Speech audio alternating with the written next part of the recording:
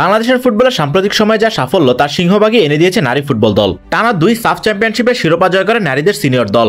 এই সাফল্যের সম্মাননা হিসেবে পেয়েছে 21 পদক। কিন্তু তার আগে থেকে চ্যাম্পিয়ন দলে চলছে অস্থিরতা।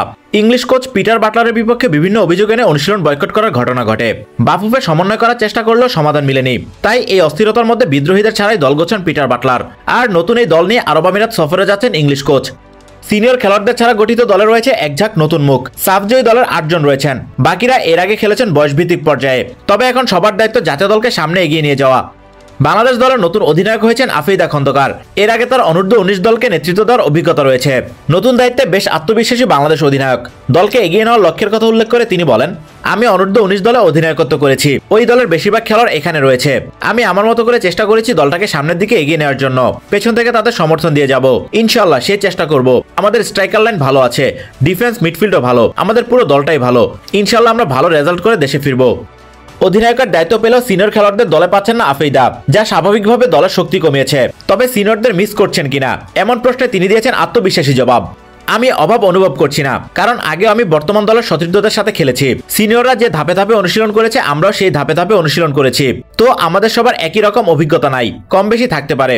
তারা হয়তো অনেক বেশি ম্যাচ খেলেছে, আমরা হয়তো কম খেলেছি, কিন্তু তাদের মতোই আমরা প্র্যাকটিস করে গেছি। আমরাও একই ধারায় ধারাবাহিকভাবে খেলি। এদিকে নিজের বিরুদ্ধে বিদ্রোহ চললে পিটার বাটলার ছিলেন অবিচল। অনুশীলন বয়কট করাদের বাদ দিয়ে নতুনদের প্রস্তুত করেছেন। তাই এই দল নিয়ে পিটার বাটলারও বেশ আশাবাদী।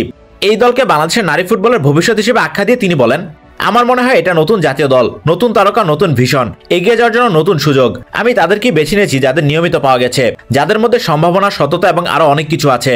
এরাই বাংলাদেশের নারী ফুটবলের ভবিষ্যৎ। নতুন একটা গ্রুপ, নতুন সব মুখ। আমার মনে হয় এই মেয়েরা দীর্ঘদিন ধরে বাংলাদেশের ফুটবলকে এগিয়ে নেবে। নতুন অধিনায়ক, সে খুবই দৃঢ়তাপূর্ণ এবং আমি মনে করি এই দলকে নেতৃত্ব দেওয়ার সব গুণাবলী তার আছে।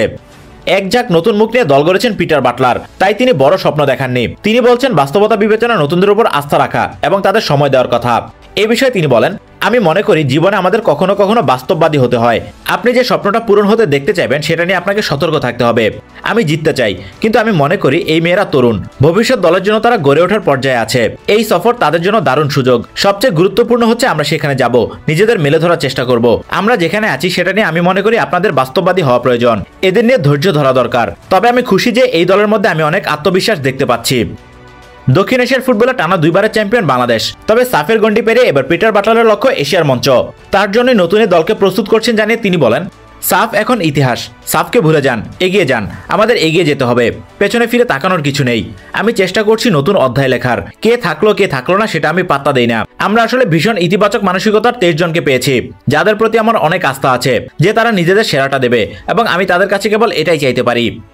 সংযুক্ত আরব আমিরাতের বিপক্ষে তাদের মাঠে 2টি প্রীতি ম্যাচ খেলবে বাংলাদেশ, যার প্রথমটি 26 ফেব্রুয়ারি এবং দ্বিতীয়টি মার্চের 2 তারিখ। নারীদের ফিফা র্যাঙ্কিংয়ে বাংলাদেশ রয়েছে 132তম স্থানে, অপরদিকে সংযুক্ত আরব আমিরাত রয়েছে 116তম স্থানে। মধ্যপ্রাচ্যের দেশটির সঙ্গে এর আগে সিনিয়র পর্যায়ে খেলেনি বাংলাদেশ। ফিফা র্যাঙ্কিং বিবেচনায় এবং ঘরের মাঠে খেলা হয় কিছুটা এগিয়ে থাকবে সংযুক্ত আরব আমিরাত। অপরদিকে বাংলাদেশ খেলবে প্রায় একটা নতুন দল নিয়ে। তাই এবার দেখার পালা নতুনদের নিয়ে গড়া পিটার বাটলারের নতুন বাংলাদেশ কেমন পারফরম্যান্স উপহার দেয়।